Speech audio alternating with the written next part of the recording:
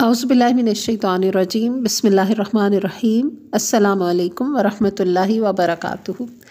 सूरत अल-अराफ़ को कंटिन्यू करेंगे पारा नंबर 9 में। क़ालल मलाउल्लज़ीना इस्तकबरू मिन क़ौमिही लनुख़रिजन्नका या शुअैबु वल्लज़ीना आमनू मअका मिन क़रयतिना औ लतऊदुन्ना फ़ी मिल्लतिना क़ाल अवलौ कुन्ना कारिहीन। यहाँ पर फरमाया उसकी कौम के सरदारों ने जो अपनी बड़ाई के घुमंड में मुब्तला थे, इससे कहा कि ए शुएब, हम तुझे और उन लोगों को जो तेरे साथ ईमान लाए हैं अपनी बस्ती से निकाल देंगे, वरना तुम लोगों को हमारी मिल्लत में वापस आना होगा।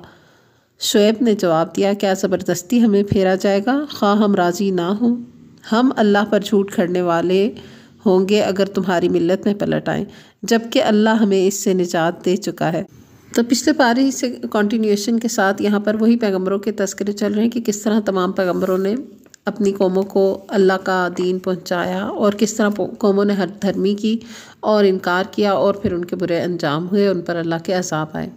तो इन सारे वाक़यात में ओवरऑल सीखने का सबक यही है कि पैगंबरों की तालीमात पर ईमान लाकर उन पर अमल करना फ़लाह का रास्ता है, और जो उनकी तकज़ीब करता है, तकब्बुर करता है, हठ धर्मी इख्तियार करता है, तो उसके लिए फिर इसी किस्म के अंजाम है जैसे इन सारी कौमों के बताए गए।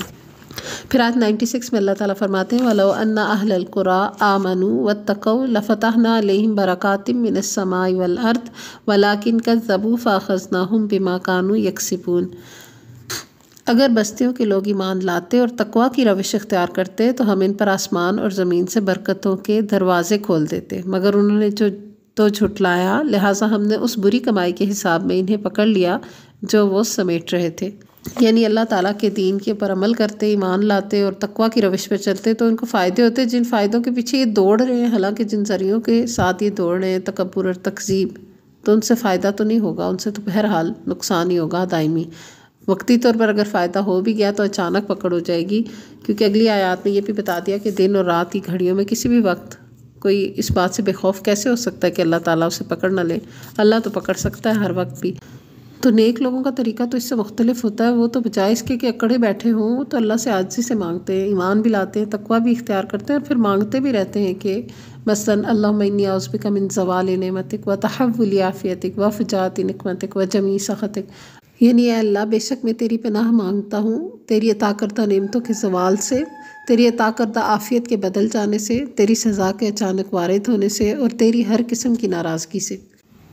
आमीन। अब इन सारे कौमों का तज़किरा करते हुए हज़रत मूसा अलैहिस्सलाम का तज़किरा आता है, हज़रत मूसा और फ़िरौन का वाक़या। हज़रत मूसा अलैहिस्सलाम किस तरह से उसके जुल्म ज़बर से अल्लाह ताला ने उनको निजात दी और उनके साथ बनी इसराइल को भी निजात दी, सारी की तफसील यहाँ पर आती है और इसमें हमारे सीखने के भी बहुत से सबक हैं। सबसे पहले तो ये कि हज़रत मूसा अलैहिस्सलाम ने अपनी रसालत को जब फ़िरौन के सामने पेश किया तो फ़िरौन ने इनकार कर दिया और उसने कहा कि कोई मोइज़ा दिखाएं। तो हज़रत मूसा ने मोइज़ा भी अल्लाह के हुक्म से दिखा दिया, जो अल्लाह ने उनको अता किया था, असा, जो कि एक अस्तहा बन जाता था और उनके हाथ में वापस आ जाता था, और यद बैज़ा भी, जो उनका हाथ रोशन हो जाता था। बहरहाल उसने इन सब चीज़ों को भी मानना तो था नहीं, क्योंकि अपनी बड़ाई उसने साबित रखनी थी। उसने एक तावील की और उसने कहा जी ये तो कोई जादूगर से बुला लेते हैं और उनका मुकाबला कराते हैं, क्योंकि वो समझ रहा था कि ये भी जादू है। तो जादू मोइज़े से मुख्तलिफ है, मोइज़ा अल्लाह की तरफ से होता है और जादू तो जादूगरों का काम है। बहरहाल जादूगरों के सामने जब मोइज़े रखे गए और इन्होंने अपना मुज़ाहरा किया तो जादूगर भी सजदे में आ गए, ईमान ले आए, क्योंकि जादूगर तो बहुत अच्छी तरह जानता है कि जादू क्या होता है। तो उन्हें समझ आ गया कि ये जादू नहीं, ये तो मोइज़ा है। बहरहाल वो अल्लाह ताला पर ईमान ले आए और हज़रत मूसा की रसालत को उन्होंने मान लिया। और फ़िरौन इस बात पे भी सीखा हुआ कि उन्होंने ईमान क्यों लाया, मैं तो इनको सज़ा दूँगा। इस मौके पर इन जादूगरों ने जो ईमान लाए थे उन्होंने भी अल्लाह ताला से ये दुआ की, रब्बाना अफ़रिग़ अलैना सब्रन व तवफ़्फ़ना मुस्लिमीन। ए अल्लाह, हम पर सब्र का फ़ैज़ान कर और हमें दुनिया से उठा तो इस हाल में कि हम तेरे मुसलमान बंदे हों। तो इससे पता चला कि मोमिन के लिए उसका इस्लाम, उसका ईमान सबसे ज़्यादा कीमती चीज़ होता है। फिर आयत नंबर 128 इतनी खूबसूरत है कि इतने बड़े दुश्मन फ़िरौन और उसके हवारियों के मुकाबले में हज़रत मूसा अलैहिस्सलाम ने अपनी कौम को जो नसीहत की वो ये थी, क़ाला मूसा लिक़ौमिहि इस्तईनू बिल्लाहि वस्बिरू। इन्नल अर्दा लिल्लाहि यूरिसुहा मन यशाउ मिन इबादिही वल आक़िबतु लिल मुत्तक़ीन। मूसा अलैहिस्सलाम ने अपनी कौम से कहा कि अल्लाह से मदद मांगो और सब्र करो, ज़मीन अल्लाह की है, अपने बंदों में से जिसको चाहता है इसका वारिस बना देता है, और आखिरी कामयाबी इन्हीं के लिए है जो इससे डरते हुए काम करते हैं। सुभान अल्लाह। एक हदीस का भी मफ़हूम आता है ना कि आजिज़ होकर ना बैठा करो बल्कि अल्लाह से मदद तलब किया करो। तो गलत तरीक़ों से हुकूमतें तलाश करना, इक़्तिदार चाहना, ज़मीन में अपने आप को कुछ बड़ा बनाना चाहना, ये आखिरकार अंजाम उसका कुछ भी नहीं होगा, फिर हाथ में कुछ नहीं रहेगा। अच्छा दुरुस्त तरीका क्या है? वस्ताइनु बिल्लाहि वस्बिरु, इस्ताइनु बिल्लाहि वस्बिरु, अल्लाह ताला से मदद तलब करना और सब्र करना, जम जाना अल्लाह के अहकामात पर। तो अल्लाह की ज़मीन है, जिसे चाहेगा उसको वारिस बनाएगा। देखिए हम ये बुनियादी मकसद चूँकि भूल चुके होते हैं ना, हम ये मेरी तेरी में पड़ जाते हैं और हवस का शिकार हो जाते हैं सारे। अदरवाइज़ अगर गौर किया जाए तो दुनिया एक ज़मीन है ना, ज़मीन जिसके ऊपर सबको अपने लिए कुछ, मतलब कुछ लोगों को ज़मीनें बनाने का शौक़ है, प्लाट्स ले लेते हैं, जायदादें बना लेते हैं, कुछ इक़्तिदार मुल्कों के ऊपर इक़्तिदार इख्तियार करते हैं, कुछ छोटे लेवल पे, कुछ बड़े लेवल पे, जो कुछ भी कर रहा है कोई। गौर करें तो अल्लाह ताला ने तो आदम अलैहिस्सलाम को तख्लीक इसलिए किया था कि इस ज़मीन पे उनको खलीफा बनाएंगे, और उनको जो इल्म सिखाया था उसके ज़रिए उनको बाकियों पर फजीलत भी अता की थी, बाकी मखलूक़ात पर। तो अब ये जो सही उसकी असलियत है ना, इंसान की तख्लीक और ज़मीन पर उसके उतरने और यहाँ पर उसके खलीफा बनाए जाने की जो हकीकत है, उसको पसे पुश डाल के जब हवस का शिकार होते हैं और अल्लाह और उसके अहकामात और पैगम्बरों को पसे पुश डाल के कुछ हासिल करने की कोशिश करते हैं, तो दुनिया में नहीं तो फिर आगे जाके तो उसका अंजाम नज़र आ ही जाएगा। इसीलिए साथ ही जो आयत थी ना, उसमें बनी इसराइल भी तो कोई ऐसे ही थे कि वो थोड़ी देर के लिए नेक बनते थे, बाद में फिर वो उनकी हरकतें शुरू हो जाती थी। तो इसलिए हज़रत मूसा अलैहिस्सलाम से उन्होंने उस वक़्त कहा, जब ये हज़रत मूसा ने उनको नसीहत की, तो उन्होंने कहा कि इस तेरे आने से पहले भी हम सताए जाते थे और अब तेरे आने पर भी सताए जा रहे हैं। इसने जवाब दिया कि करीब है वो वक्त कि तुम्हारा रब तुम्हारे दुश्मन को हलाक कर दे और तुमको ज़मीन में खलीफा बनाए, फिर देखे कि तुम कैसे अमल करते हो। यानी जो कोई भी जिस हैसियत में भी किसी जगह थोड़ा सा इक़्तिदार में है, किसी हैसियत में है, तो ये उसकी आजमाइश हो रही है कि वो कर क्या रहा है। जो कुछ लियब्लुवकुम फ़ीमा आताकुम, जो कुछ तुम्हें मिला है ना उसमें तुम कर क्या रहे हो, जो तुम्हें मिला हुआ है, जो तुम्हारी बिलोंगिंग्स हैं। तो बड़ी ही सख्त आजमाइश है कि या तो उन चीज़ों को इस्तेमाल ही नहीं किया, बखीली करते रह गए, तो या फिर उनको गलत रस्तों पे इस्तेमाल किया, या हकदारों के हक रोके, या फिर अच्छे तरीके से हकूक़ अदा किए, अल्लाह के रास्ते में लगाया, क्या किया ना, वो तो चेक करने वाला फिर बहुत बारीक बीन है। फिर बनी इसराइल की हठधर्मियाँ होती थी, उनके ऊपर अज़ाब आते रहते थे और वो हज़रत मूसा से कहते थे आप हमारे लिए अपने रब को पुकारें। तो ये भी एक तरीका है कि बस दूसरों से ही कहते रहना, वो दूसरे किसी नेक बंदे को देख के कहते रहना तुम ही हमारे लिए दुआ कर दो, और ख़ुद ना नेक बनना ना अपने लिए अल्लाह को पुकारना। इसका मतलब यही होता है कि आपका अपना पर्सनल अल्लाह के साथ कोई कनेक्शन ही नहीं है। तो जब अल्लाह ने बंदे को पैदा किया है तो बंदा और अल्लाह के दरमियान कोई एक राब्ता तो होना चाहिए, ख़ुद अल्लाह को कम से कम पुकार तो सकना चाहिए। तो ये भी बस यही करते रहते थे, या मूसा दूला ना रब्बक, है मूसा तुम ज़रा हमारे लिए अपने रब को पुकारो, ख़ुद इतनी ज़हमत भी नहीं करते थे। अच्छा ऐसा नहीं कि बनी इसराइल हमेशा सिर्फ हठ धर्म ही रहते थे। जब वो सख्तियों में आते थे या आजमाइशों में से गुजर रहे होते थे ना, तो उस वक़्त वो पुकारते भी थे, आजिज़ी भी इख्तियार करते थे, सब्र भी करते थे, और उनको दोबारा वो ज़मीनों की विरासत भी मिलती थी, यानी अल्लाह की तरफ से किसी मनसब पे पहुंच भी जाते थे। लेकिन जैसे ही उनको मनसब मिलता था वो फिर बिगड़ जाते थे, फिर नाफरमानियाँ शुरू कर देते थे। तो इसलिए यहाँ से सीखने का बहुत बड़ा सबक है कि इंसान को ओहदे और मनसब और बड़ाइयाँ जो दुनिया में हासिल हो जाए ना, उसकी वजह से वो अल्लाह का नाफरमान ना बन जाए। यहाँ पे 143 आयत में हज़रत मूसा अलैहिस्सलाम का अल्लाह से जो कलाम करने का वाक़या है वो भी यहाँ पर पेश होता है कि उन्होंने फरमाया था क़ाल रब्बी अरिनी उन्ज़ुर इलैक, है मेरे रब मैं चाहता हूँ कि मैं तुझे देखूँ। क़ाल लन तरानी वलाकिन इंज़ुर इलल जबली फ़इन इस्तक़र्रा मकानहु फ़सौफ़ तरानी। तो अल्लाह ताला ने उनको बता दिया था कि तुम देख तो नहीं सकते मुझे, लेकिन इस पहाड़ की तरफ देखो, अगर वो अपनी जगह कायम रह जाए तो अलबत्ता तुम मुझे देख सकोगे। तो वो पहाड़ जो है वो अल्लाह ताला की तजल्ली से वो रेज़ा रेज़ा हो गया था। तो अल्लाह का नूर और अल्लाह का तजल्ली इतना बड़ा है। अच्छा यहाँ पर ये वाक़या है जिसमें हज़रत मूसा अलैहिस्सलाम ने ये दुआ की थी कि क़ाल रब्बी अरिनी अंजुर इलैक, ए मेरे रब मैं आपको देखना चाहता हूँ। तो ये एक मोहब्बत और आजिज़ी के साथ उनका एक दुआ थी ना।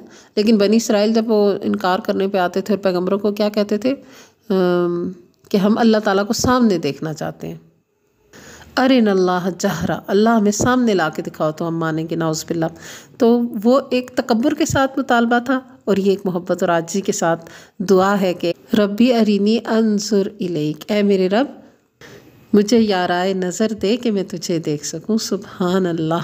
फिर इसके साथ दरमियान में एक आयत आती है इन वाक़यात के बीच में ही, 157, अल्लज़ीना यत्तबिऊन रसूल नबिय्यल उम्मिय्यल्लज़ी यजिदूनहु मक्तूबन इंदहुम फित्तौराति वल इंजील यअमुरुहुम बिल मारूफ व यनहाहुम अनिल मुनकर व युहिल्लु लहुमुत तय्यिबात व युहर्रिमु अलैहिमुल खबाइस व यदउ अन्हुम इस्रहुम वल अग़लाल अल्लती कानत अलैहिम फल्लज़ीना आमनू बिही व अज़्ज़रूहु व नसरूहु वत्तबउन नूरल्लज़ी उनज़िला माअहु उलाइका हुमुल मुफ़्लिहून।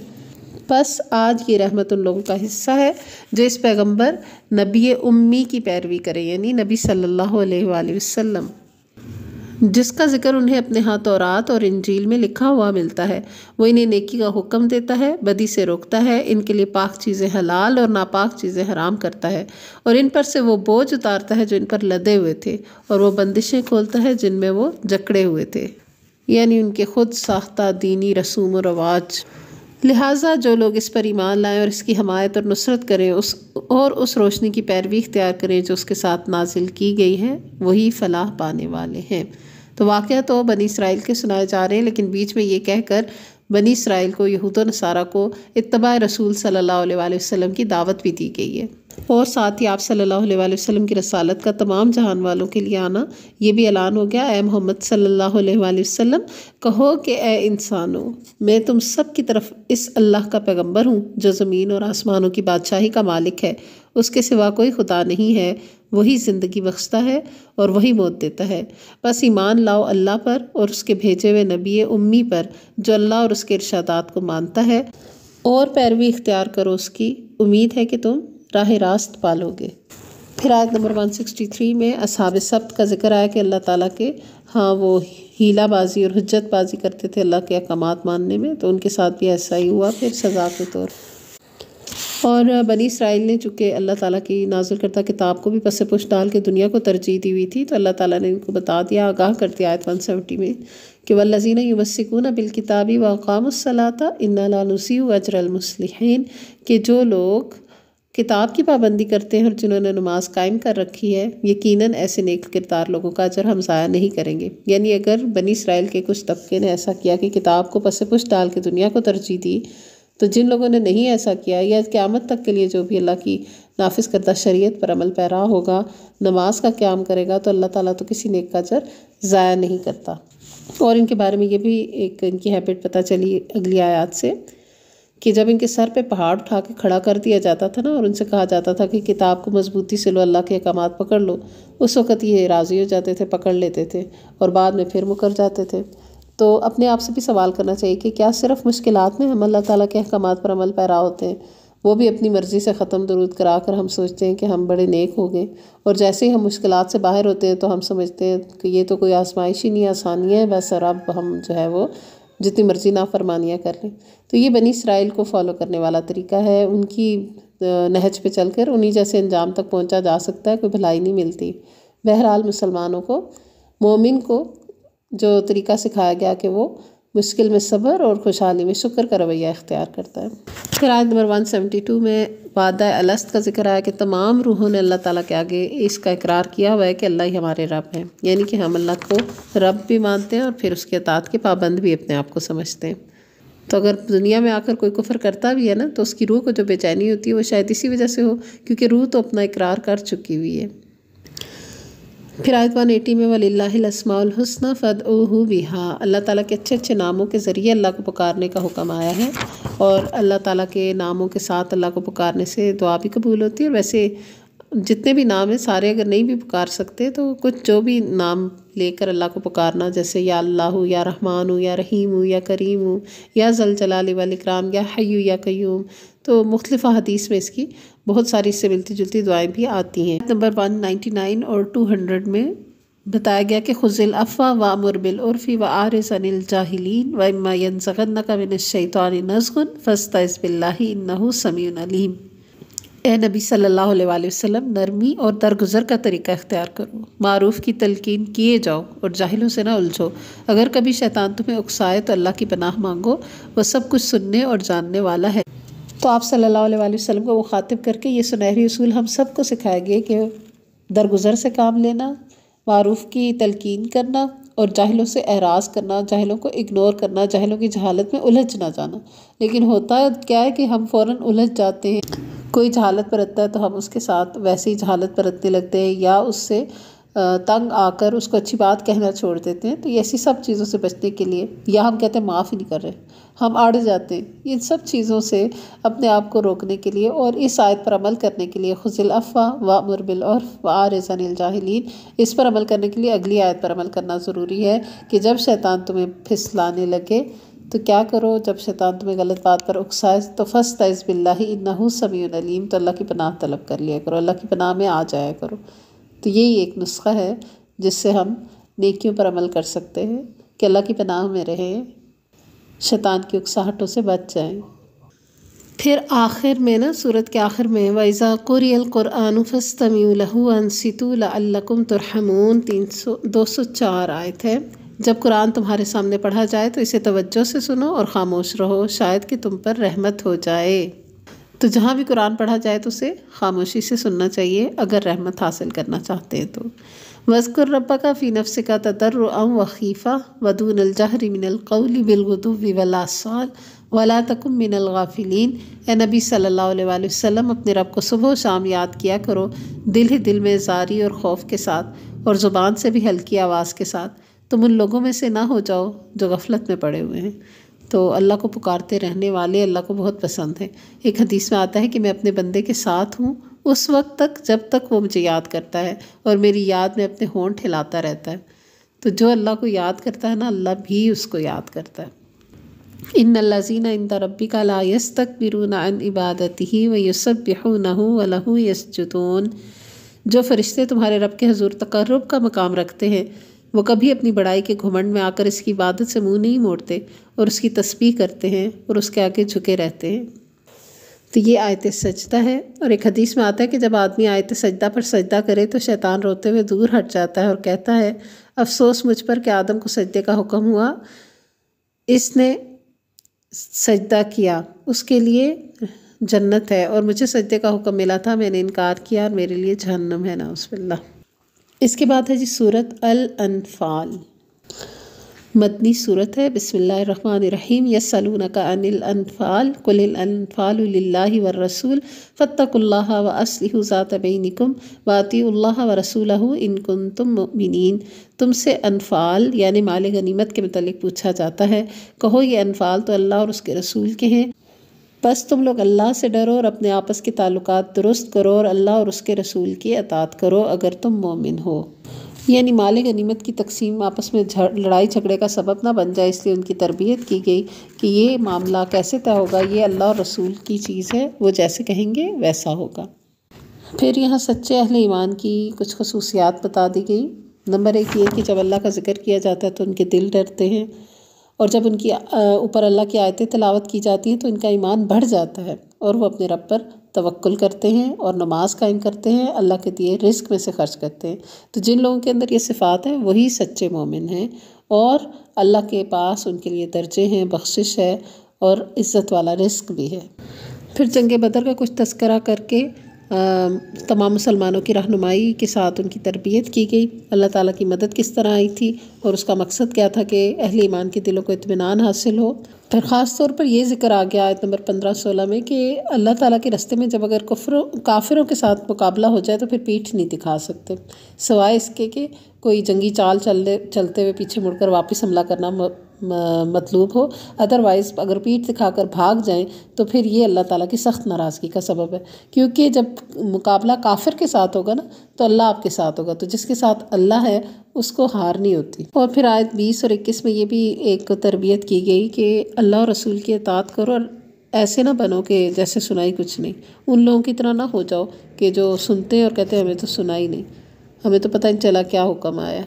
तो अब देखें ना, हमारे यहाँ ज़्यादातर लोग लाइल्मी का वैसे शिकार हैं कि वो उन्हें पता ही नहीं है। वैसे वो बहुत बड़े एजुकेटेड भी हो सकते हैं, दुनिया में बहुत ज़्यादा लायक भी हो सकते हैं, लेकिन दीन के बहुत सारे मामलों में वो इसलिए अमल नहीं करते क्योंकि उन्हें पता ही नहीं है और ना ही वो पता करते हैं।